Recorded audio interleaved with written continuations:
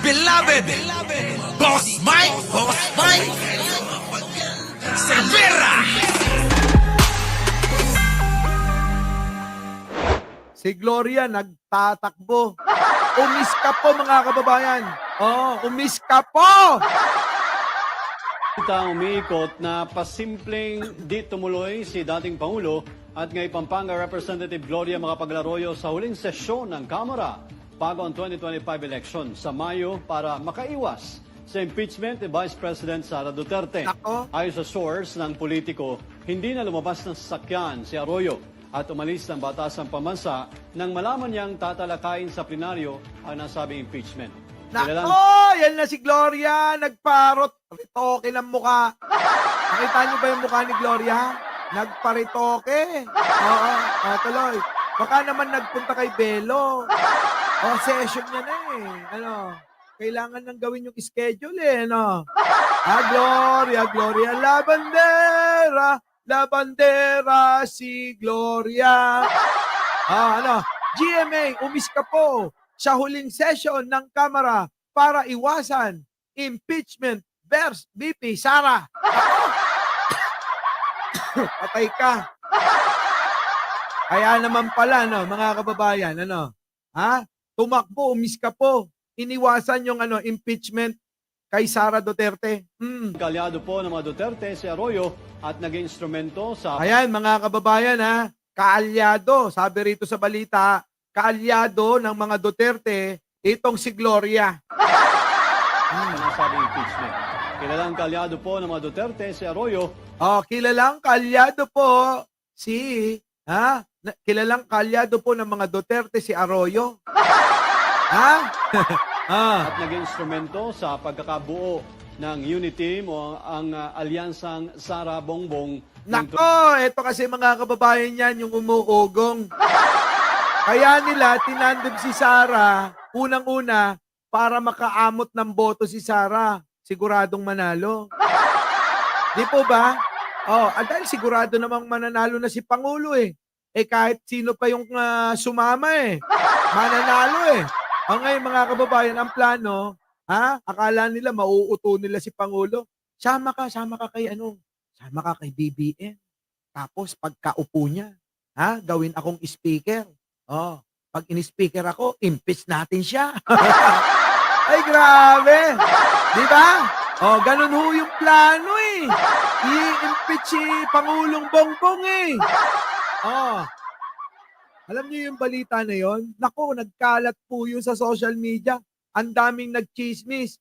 Plano talaga nila ay iupo si Sara, mga kababayan. Bakit? Ito si Gloria, yan ang eksperto niya. Eksperto niya yan, mga kababayan eh. Yung mang-agaw ng kapangyarihan, ginawa niya yan kay ERAP. Di ba? Eto pa, mga kababayan, ang chismis, kailangan siya maging speaker. Natunugan ni Pangulo. Luko-luko kayo, Hindi. Insan, ikaw mag-speaker. Malaki tiwala ko sa'yo kaysa dyan. Dahil may nagsumbong, may pinaplano sila na pabagsakin ako. Sino kaya yung nagsumbong?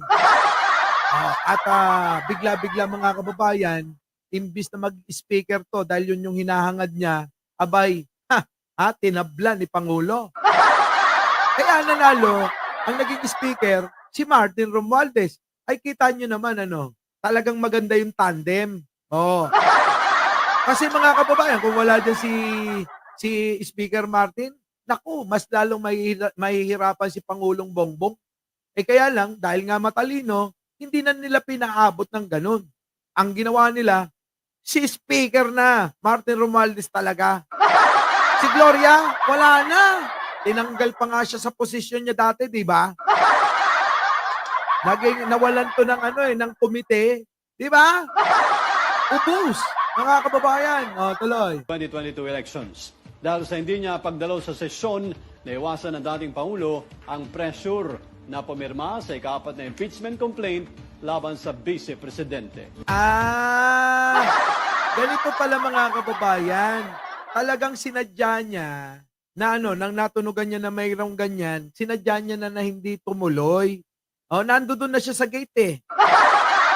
Nung narinig na may ganyan na pirmahan, dahil nga magkakaroon ng impeachment kay Sara, bigla na lang siyang umiskapo. Para nga naman hindi siya ma-pressure. Kasi mga kababayan, baka ito, kagalitan ng mga Duterte. Tatawaging traidor ng mga vlogger nila na mga bayaran daw, sabi ni Gadon. Grabe, no? Galing. Ang galing! Di ba? Ang galing! Ang galing-galing talaga ni speaker, mga kababayan eh. Oh, di ba? Saan ka pa?